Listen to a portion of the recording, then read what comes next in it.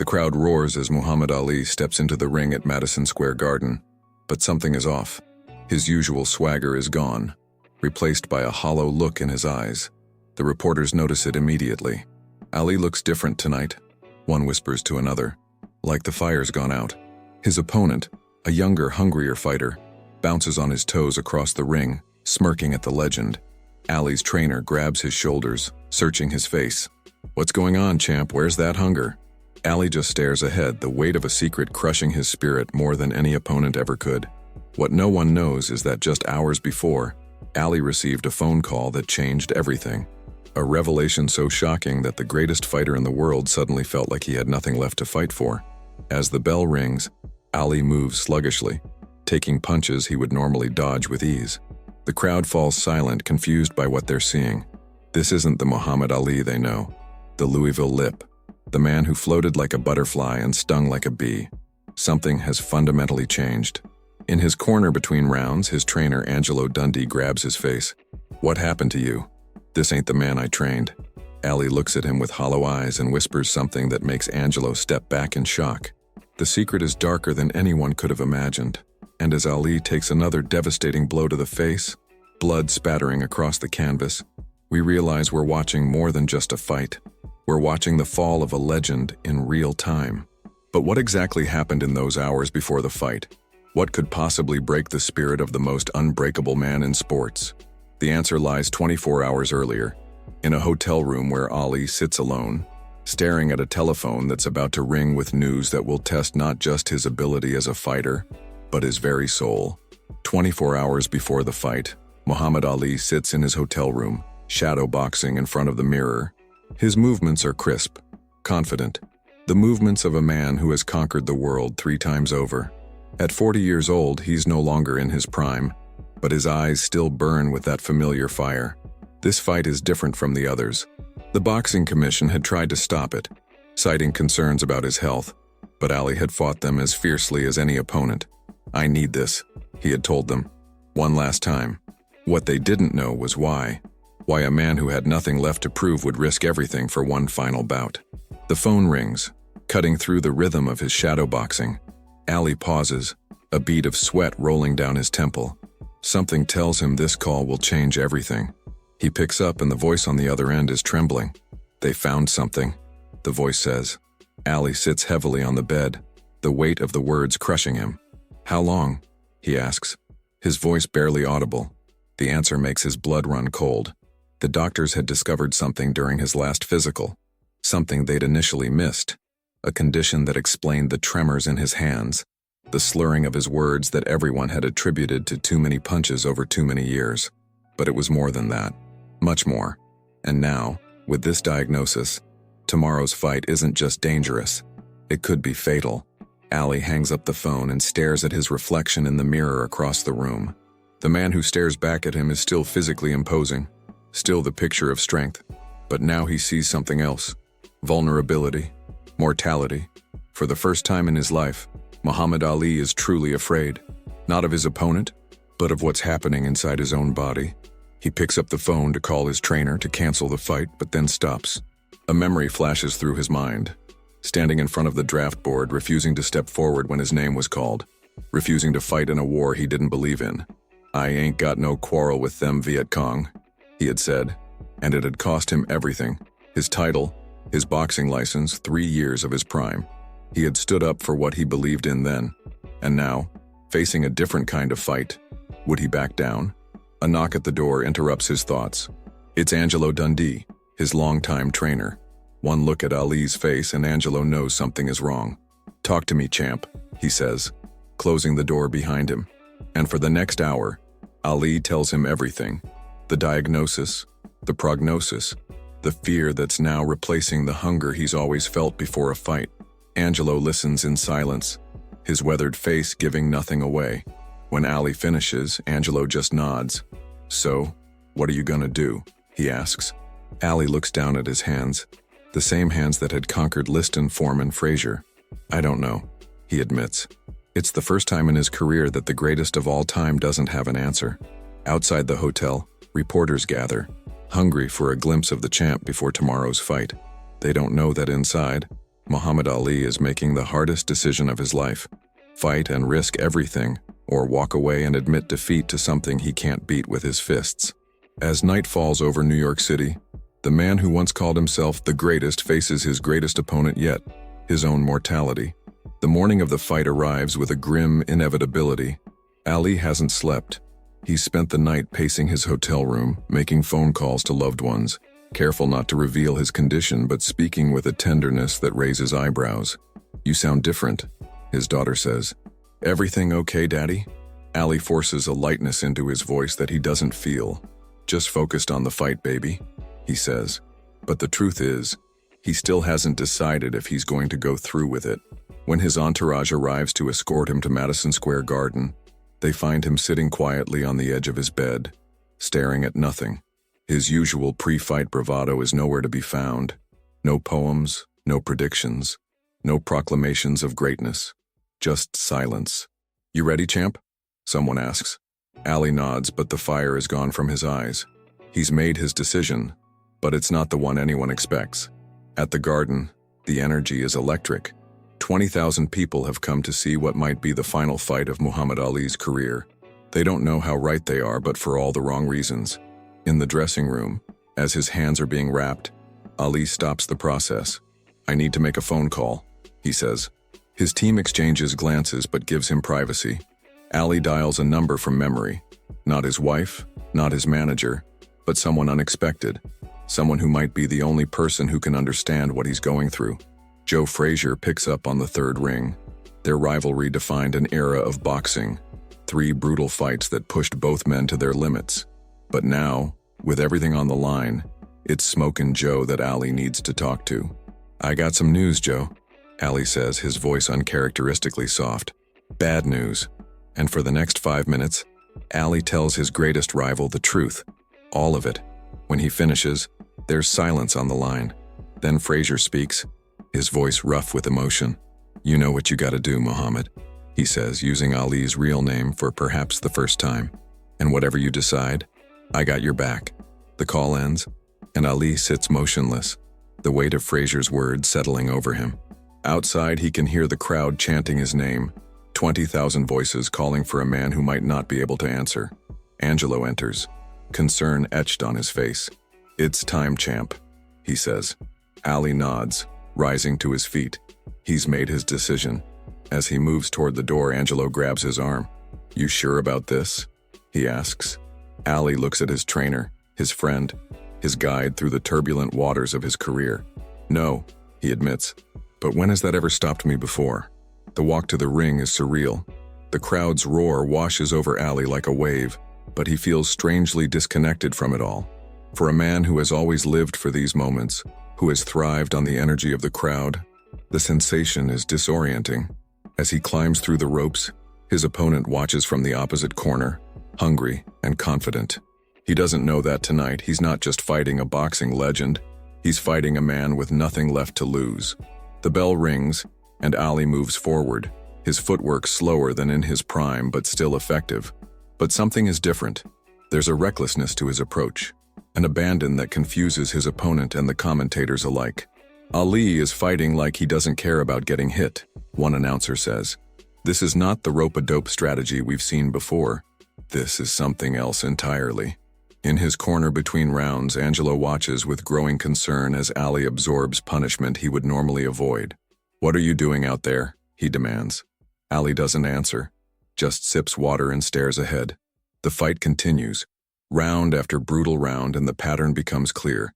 Ali is fighting like a man with no tomorrow, because in his mind, there isn't one. By the 10th round, both men are exhausted, but Ali's opponent is clearly ahead on points. Ali's face is swollen, blood trickling from cuts above both eyes. The ringside doctor approaches the corner, ready to stop the fight. This is the moment when Ali knows he has to make his final decision. Continue fighting and risk everything, or accept defeat and walk away from the sport he loves on someone else's terms. As the doctor examines his cuts, Ali makes eye contact with Angelo. Something passes between them, an understanding, a resolution. Angelo nods almost imperceptibly, and Ali turns back to the doctor. "I'm fine," he says, his voice steady. "Let me finish this." The doctor hesitates, then steps back. The bell rings for the 11th round and something has changed. Ali rises from his stool with new purpose, a familiar gleam in his eye. Across the ring, his opponent sees it and feels a chill despite the heat of the arena. For the first time in the fight, he feels afraid. The crowd senses the shift immediately. Ali is moving differently now, not with the speed of his youth, but with the cunning of experience. He's no longer absorbing punishment recklessly. He's fighting smart, picking his shots. His opponent, who had been growing confident, suddenly finds himself on the defensive. Ali lands a sharp right hand that rocks the younger fighter back on his heels. The crowd erupts, sensing a momentum shift. In his corner, Angelo leans forward, barely breathing. "Come on, champ," he whispers. "One more time." As the 11th round nears its end, Ali sees his opening. His opponent, tiring and confused by the sudden change in tactics, drops his left hand slightly after throwing a jab. Ali, who has been waiting for precisely this mistake, launches a lightning-fast right cross that lands flush on his opponent's chin. The younger fighter's legs buckle, and he crashes to the canvas like a felled tree. The referee begins the count as Madison Square Garden shakes with the roar of 20,000 voices. Ali moves to a neutral corner, his chest heaving, watching as his opponent struggles to rise. The count reaches 8, and the fighter manages to get to his feet, but he's wobbly, his eyes unfocused. The referee looks at him closely, then waves his hands to continue the fight. The bell rings seconds later, ending the round. In his corner, Ali's opponent receives urgent attention from his team, but it's clear he's still dazed. Ali sits in his corner, strangely calm amid the storm of noise and emotion swirling around him. Angelo crouches in front of him, searching his face. "One more round, champ," he says. "Just one more." Ali nods, his expression unreadable. The bell for the final round triggers a response from the crowd that's almost physical in its intensity. Both fighters rise, one still shaky, one eerily composed. As they meet in the center of the ring, Ali does something unexpected. He speaks to his opponent, words lost in the noise of the arena but their effect visible in the younger fighter's expression. Then the real battle begins. What follows is 3 minutes of boxing that will be talked about for decades to come. Ali, supposedly past his prime, supposedly fighting with diminished capabilities, puts on a clinic of skill, timing, and sheer will. His opponent, still dangerous but increasingly desperate, throws wild punches that Ali slips with an almost supernatural awareness. And with each missed punch, each frustrated attempt to land a knockout blow, the younger fighter grows more reckless, more vulnerable. With 30 seconds left in the fight, Ali sees his moment. A series of jabs followed by a devastating right hand sends his opponent reeling into the ropes. Ali follows, not with the berserker fury of a young fighter sensing blood, but with the calculated precision of a master. Combinations flow from his hands as if guided by some higher power, each punch finding its mark with surgical accuracy. His opponent covers up, trapped against the ropes, unable to escape the onslaught. The referee moves in close, ready to stop the fight. When the final bell rings, saving the younger fighter from the ignominy of a knockout defeat, the decision is a formality. Muhammad Ali has just defeated a man 15 years his junior, a man who was supposed to send him into retirement. The announcement, and still the heavyweight champion of the world, is drowned out by the delirious crowd. Ali raises his arms in victory, but there's something different about his celebration. A quietness, an introspection that seems out of place in the moment of triumph. In the dressing room afterward, as reporters clamor for access and celebrities wait to pay homage, Ali sits alone with Angelo. The doctor who had called with the diagnosis is there too, his face a mask of confusion. "I don't understand," he says, looking at test results he's brought with him. "The scans we took yesterday, they're different. The condition, it's not as advanced as we thought. It's almost as if..." He trails off, unwilling to suggest something that defies medical explanation. Ali looks at Angelo, then at the doctor. "Maybe I needed this," he says quietly. "Maybe I needed to think it was the end to remember why I started." The doctor shakes his head, still puzzled by the medical impossibility he's witnessing. "Whatever the case," he says, "you're not out of the woods. But you've got time. More than we thought." Angelo sends the doctor away and sits next to Ali, the two men alone in a moment of rare quiet amid the chaos of a championship fight aftermath. "You knew, didn't you?" Ali asks. "When I told you the diagnosis, You knew something wasn't right. Angelo shrugs, his weathered face creasing in a smile. I've known you for 30 years, champ. I know when you're facing something real and when you're fighting shadows. He pauses, choosing his words carefully. But I also know you needed this. Needed to face something that scared you more than any man in the ring ever could. Ali nods slowly, understanding dawning on him. The diagnosis had been real. The doctor had found something in the tests, but the severity, the urgency, the fatal prognosis had been exaggerated, not maliciously, but through a combination of medical caution and miscommunication. And in that mistake, Ali had found something he'd been missing: perspective. The hunger that had deserted him wasn't gone because he'd accomplished everything. It was gone because he'd forgotten what he was fighting for. A knock at the door interrupts them. It's Joe Frazier, come to congratulate his old rival in person. The two men embrace, their complicated history giving way to a moment of genuine respect. You looked good out there, Muhammad, Frazier says. Real good. Ali smiles. Perhaps the first genuine smile since before the fateful phone call. I felt good, Joe, he says. Better than I have in years. As Frazier leaves, Ali turns to Angelo. I'm not done, he says, a familiar determination in his voice. Not yet. Angelo nods, unsurprised. I know, champ, he says. I know. Outside, the crowd is still chanting Ali's name, but now it sounds different to him. Not like an ending, but like a continuation. The hunger isn't gone. It was just waiting for him to remember what it felt like to have everything on the line. To fight not just for victory, but for life itself. The next morning, headlines across the country tell the story of Muhammad Ali's incredible comeback victory. What they don't tell, what they can't possibly know, is the deeper story beneath the surface. The story of a man who thought he was fighting his last battle, only to discover that his greatest fights were still ahead of him. And as Ali reads the papers over breakfast, a smile plays at the corners of his mouth. Let them speculate about his performance, about his renewed hunger in the ring. The truth, his truth, is between him, Angelo, and the quiet knowledge that sometimes it takes facing the end to remember how to truly begin. 6 months after what the press had dubbed the resurrection, Muhammad Ali sits in a doctor's office listening intently as a specialist explains his condition. The initial diagnosis hadn't been entirely wrong. There were signs of neurological issues that needed attention, but the severity had been vastly overstated. With proper treatment and care, the doctor explains, Ali could have years, even decades ahead of him. But, the doctor adds, fixing Ali with a stern look, your boxing days should be behind you. The risk is too great. Ali nods, surprising the doctor with his ready acceptance. What the medical professional doesn't understand is that Ali doesn't need the ring anymore. Not the way he once did. That night at Madison Square Garden had given him something more valuable than another victory or championship belt. It had given him perspective. Outside the doctor's office, Angelo waits, reading a boxing magazine that features Ali on the cover. When Ali emerges, Angelo looks up expectantly. What's the verdict, champ?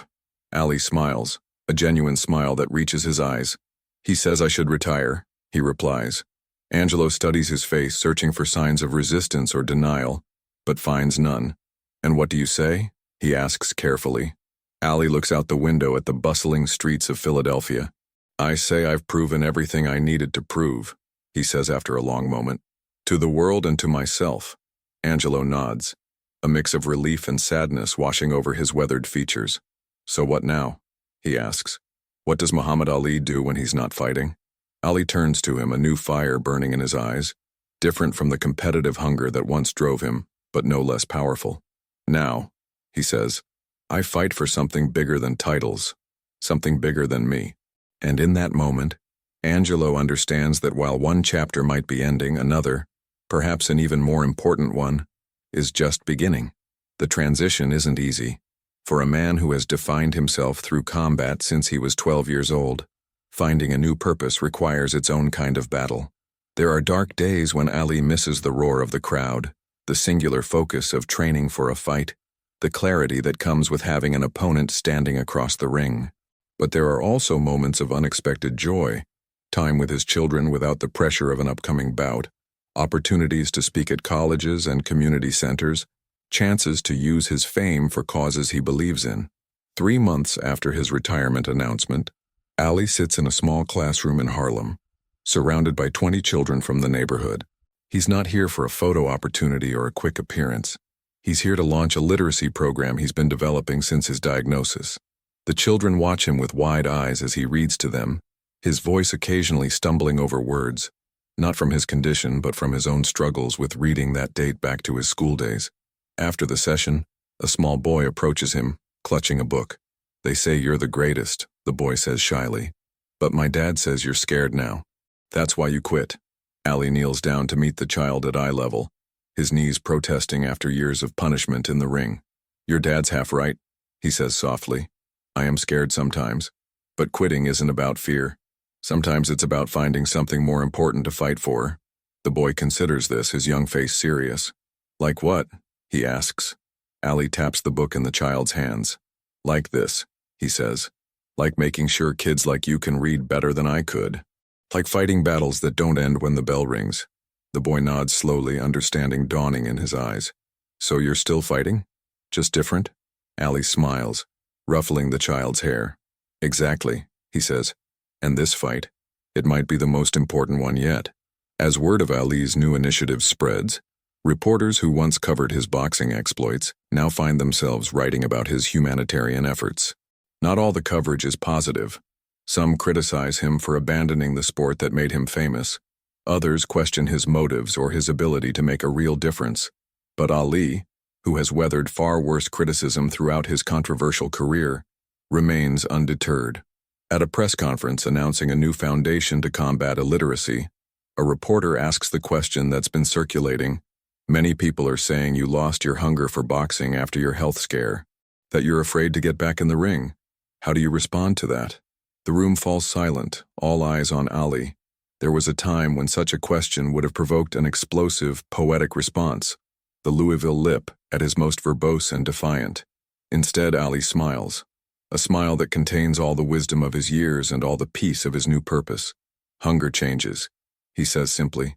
"When you're young, you hunger for glory, for proving yourself. I did that. I proved everything I needed to prove in the ring." He pauses, looking around the room at the assembled press. "But now I'm hungry for something else. Something that lasts longer than any championship belt or newspaper headline." The reporter persists, sensing a story. "So you admit it? You lost your hunger for fighting?" Ali leans forward, his eyes suddenly intense. "Brother, I didn't lose my hunger for fighting," he says, his voice gaining strength with each word. "I just found a bigger fight. Kids who can't read, people who don't have a voice, injustice that doesn't end when the final bell rings.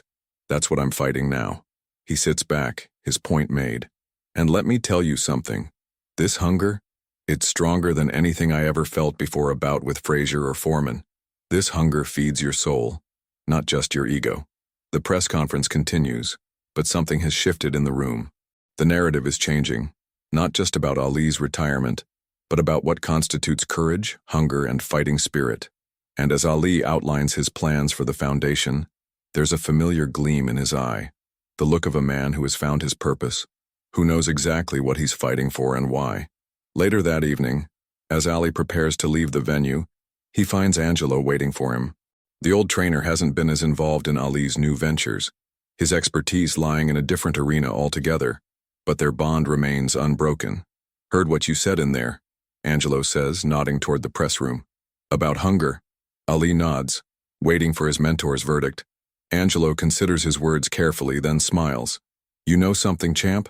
I think you might be hungrier now than you ever were in the ring." Ali laughs, a full, throaty laugh that echoes in the empty hallway. "Don't let Foreman hear you say that," he jokes. "He already thinks I got lucky." The two men walk together toward the exit, their conversation turning to plans and possibilities. And as they step out into the New York evening, Muhammad Ali, the fighter who supposedly lost his hunger, feels a satisfaction deeper than any victory had ever provided. The hunger hadn't disappeared. It had evolved, grown, found a more worthy target. And in that evolution, the greatest fighter in the world had found his greatest fight yet. 5 years pass, and Muhammad Ali's foundation has grown beyond anyone's expectations, including his own. Literacy programs in inner cities across America, humanitarian missions to countries ravaged by war and poverty, speaking engagements that inspire millions. The man once known primarily for his prowess in the ring has become something more complex, and perhaps more important, a global humanitarian. His condition, while present and progressively more noticeable in his speech and movements, has been managed with the best medical care available, giving him time and capacity to pursue his new mission with characteristic determination. On a warm spring day in Louisville, Kentucky, Ali returns to the gym where he first learned to box as a skinny 12-year-old named Cassius Clay. The building has been renovated, transformed into a community center bearing his name, but the boxing ring remains at its heart. Ali moves more slowly now, his once lightning reflexes dulled by time and illness, but he still carries himself with the dignity of a champion. A group of young boxers trains in the ring, shadow boxing and working the heavy bags under the watchful eye of a coach. When Ali enters, the activity stops, all eyes turning to the legend in their midst. The coach, a former middleweight contender who once sparred with Ali, approaches with a respectful nod. "They've been hoping you'd visit," he says, gesturing to the young fighters. "Been telling them stories about the old days." Ali smiles, moving toward the ring with measured steps. The young boxers gather around, their faces shining with excitement and awe. "Which one of you is the greatest?" Ali asks, his voice softer than in his prime but still carrying that unmistakable cadence. The boxers look at each other, unsure how to respond. Then one boy, no more than 14, raises his hand tentatively. "I want to be," he says. "Like you." Ali studies the boy, seeing in him echoes of his own youth, the hunger, the determination, the raw potential waiting to be shaped. "What's your name, young man?" he asks. The boy straightens, standing taller. "Marcus," he replies. "Marcus Johnson." Ali nods, then asks a question that surprises everyone in the gym. "And what are you fighting for, Marcus Johnson?" The boy blinks, confused by the question. "To win," he says finally. "To be champion." Ali shakes his head slowly. "That's not enough," he says, his voice gentle but firm. "Not nearly enough." He looks around at all the young faces watching him. "Let me tell you something. Something I learned the hard way." He pauses, gathering his thoughts, fighting against the slurring that sometimes overtakes his speech when he's tired. "I won every title there was to win, beat every man they put in front of me, was the most famous fighter in the world." Another pause, more deliberate this time. "And none of it, not one victory, not one championship belt, meant anything until I figured out what I was really fighting for." The gym is silent, everyone hanging on his words. Ali continues, warming to his theme. "You want to be great? Find something worth fighting for outside that ring. Something that matters when the crowds go home and the lights go out." He points to Marcus. "You got family?" The boy nods. "Fight for them. You see injustice in your neighborhood? Fight for change. You know somebody who can't fight for themselves? You stand up and be their champion." One of the other boxers, an older teen with taped hands and a fading bruise under his eye, speaks up. "But what about in the ring? What do we fight for there?" Ali smiles, a flash of the old mischief lighting his eyes. In the ring, you fight smart. You fight with everything you've got. You respect your opponent, and you respect yourself." His expression grows more serious. "But you remember that the real fights, the ones that really define you, happen outside those ropes." The coach, who has been listening intently, steps forward. "All right, boys, back to work," he says, clapping his hands. "Let's show the champ what you've got." As the young boxers return to their training, moving with renewed purpose, the coach turns to Ali.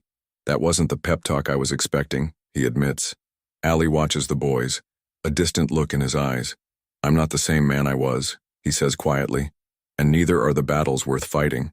Later, as Ali prepares to leave, Marcus approaches him again, determination written across his young face.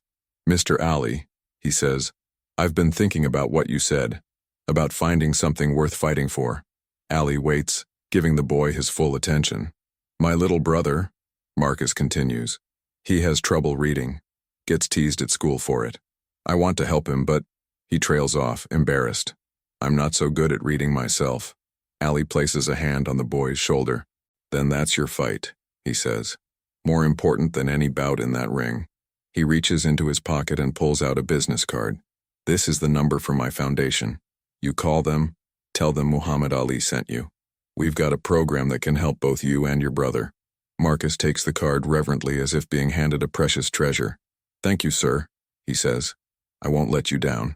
As Ali walks out of the gym into the Kentucky sunshine, he feels a familiar sensation.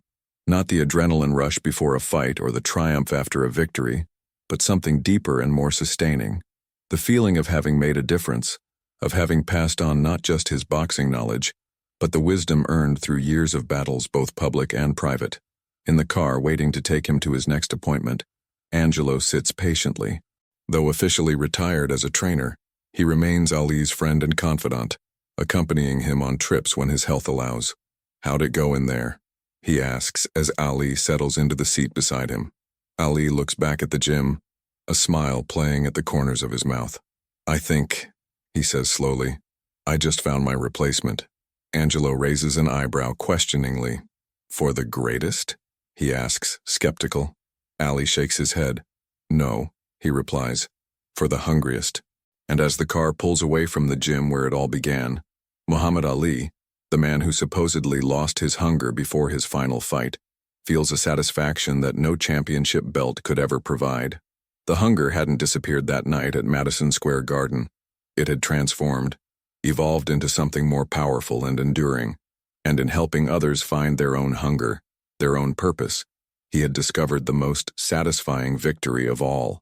In his home outside Louisville, surrounded by memorabilia from his storied career, Muhammad Ali sits with a visitor, a sports journalist who has come to interview him for a retrospective on his life and legacy. The journalist, a young man who wasn't even born during Ali's prime, approaches the conversation with respect bordering on reverence. "I want to ask you about something that's become almost legendary in boxing circles," he says, notepad at the ready.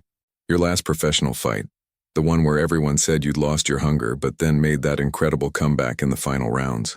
What really happened that night?" Ali smiles. That familiar, enigmatic smile that has graced magazine covers and television screens for decades. His movements are slower now, his words sometimes difficult to understand as his condition progresses, but his mind remains sharp, his memory clear. "You know," he says, his voice soft but deliberate, "everybody thought they knew what happened that night, thought they saw Muhammad Ali lose his hunger then find it again." He pauses, his eyes drifting to a photograph on the wall, Ali standing triumphant over a fallen opponent, young and invincible. But they only saw what was happening in the ring. They didn't see the real fight. The journalist leans forward, sensing that he's about to hear something that hasn't been shared before. "What was the real fight?" he asks quietly. Ali takes his time answering, gathering his thoughts and his strength. "The real fight," he says finally, "was between who I thought I was and who I needed to become." He taps his temple with a finger that once delivered knockout blows to the greatest heavyweights in the world. "Up here. That's where the hunger went. And that's where I found it again. Different, but stronger." He tells the journalist about the diagnosis, the exaggerated prognosis, the night of soul-searching before the fight. He shares the conversation with Joe Frazier, the moment in the ring when everything changed, the realization afterward that what he had lost wasn't his hunger for fighting, but his understanding of what was worth fighting for. As the story unfolds, the journalist finds himself setting aside his notepad, captivated by the narrative and the man telling it. "So the hunger didn't really come back during the fight?" the journalist asks when Ali finishes. "You didn't suddenly find your second wind and remember your love for boxing?" Ali shakes his head slowly. "The hunger that came back wasn't for boxing," he explains. "It was for life, for purpose. I realized I'd been defining myself by what I did in that ring, and that night, I started to see beyond it." He smiles again, a smile that contains all the wisdom of his years. "The greatest victory of my life wasn't against Foreman or Frazier or Liston. It was against the idea that being the greatest only meant one thing." The journalist considers this, turning it over in his mind. "And that's why you retired soon after? Because you'd found a different hunger?" Ali nods. "A bigger one," he confirms. "A better one." He gestures around the room, not at the championship belts or the framed magazine covers, but at the photographs of children helped by his foundation, of humanitarian missions to countries ravaged by war, of literacy programs and hospitals and communities transformed. All of this, he says, came from losing the old hunger and finding a new one. As the interview concludes and the journalist prepares to leave, he has one final question. "If you could go back," he asks, Back to that moment when you got the diagnosis and thought it might be the end. Would you change anything? Would you have found your new purpose without that shock? Ali considers the question carefully, his eyes distant as he travels back through the years to that hotel room, that phone call, that moment of fear and clarity.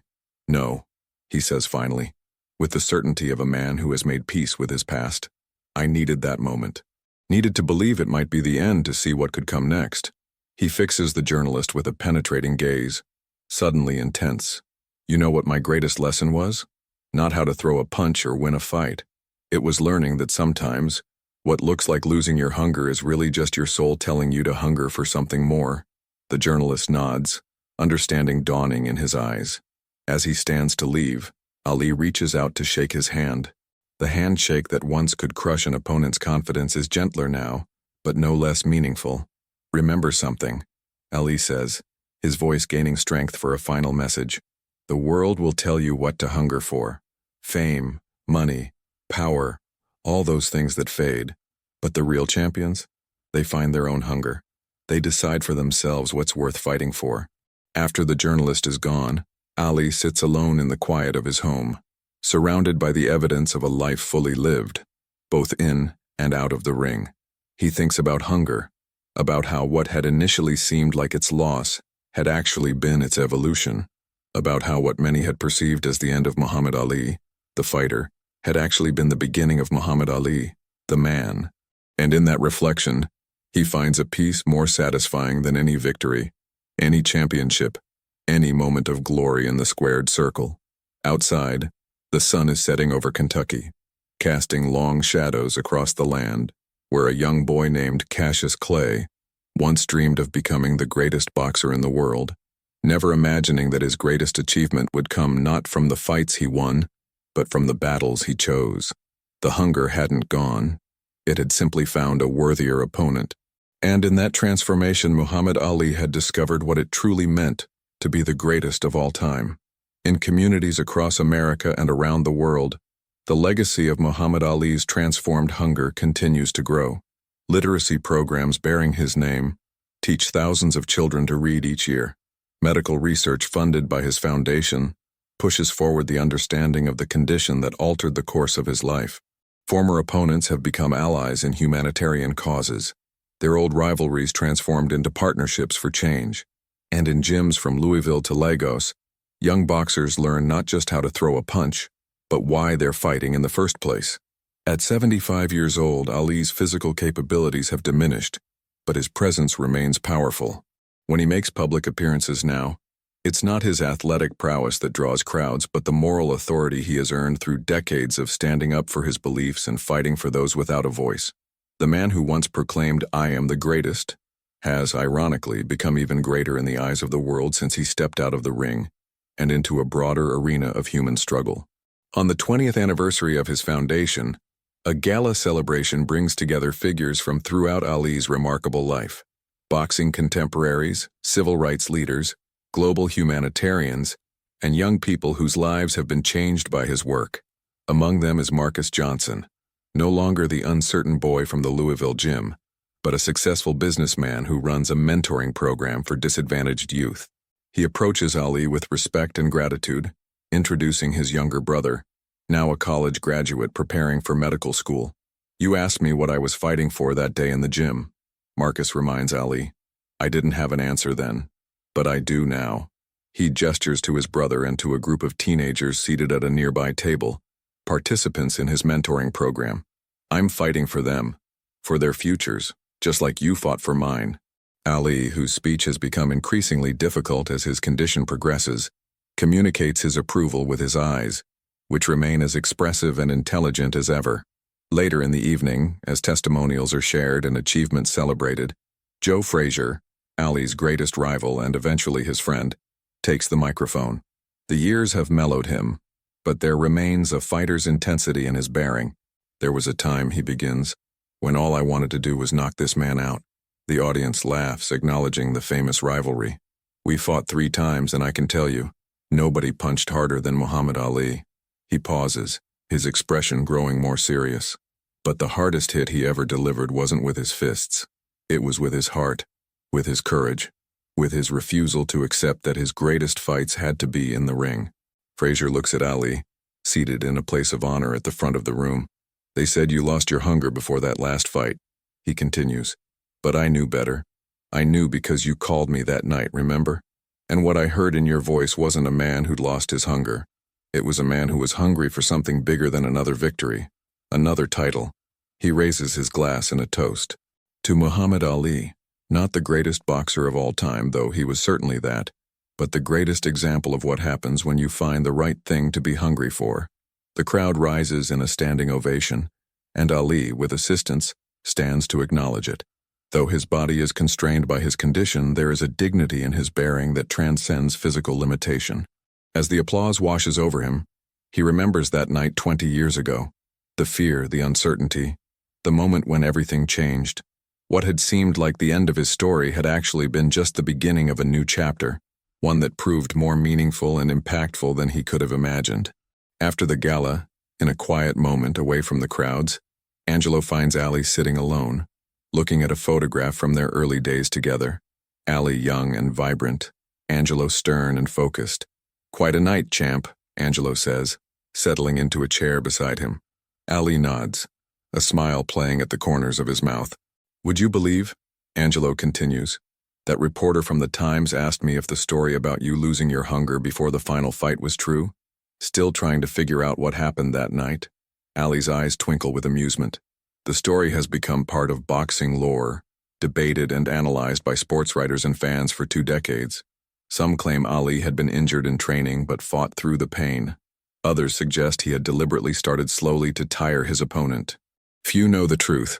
The diagnosis, the fear, the transformation that began in a hotel room the night before, and culminated in the ring when Ali realized that what looked like the end could actually be a beginning. "What did you tell him?" Ali asks, his speech labored but understandable to those who know him well. Angelo shrugs. "Told him some stories are better left with a little mystery," he replies. "Told him the important thing isn't what happened in those early rounds but what happened after. Not just in the fight, but in the 20 years since." He looks at his old friend with affection and respect. Told him that sometimes what looks like losing your hunger is really just the universe's way of showing you what you should really be hungry for. Ali nods, satisfied with this answer. As the evening draws to a close and guests begin to depart, he remains seated, reflecting on the journey that began with a phone call and a diagnosis. The hunger that he supposedly lost before that final fight hadn't disappeared. It had evolved, transformed into something more powerful and enduring than the desire for victory in the ring. And in following that new hunger, in pursuing purpose beyond personal glory, Muhammad Ali had discovered what it truly meant to be the greatest. The reason for Muhammad Ali's lost hunger before the final fight was indeed more shocking than any viewer could have imagined. Not a physical injury or a crisis of confidence, but a confrontation with his own mortality that forced him to reconsider what was truly worth fighting for. And in that moment of supposed weakness, he had found a strength that would define not just the remainder of his boxing career, but the rest of his remarkable life. As Muhammad Ali looks out at the stars over Kentucky, he feels a deep satisfaction that transcends championships and accolades. The hunger hasn't gone. It has simply found its proper object. And in that transformation, the greatest fighter in the world had discovered his greatest fight, not against an opponent in the ring, but for a world more just, more compassionate, and more worthy of the hunger that still burns within him, even now.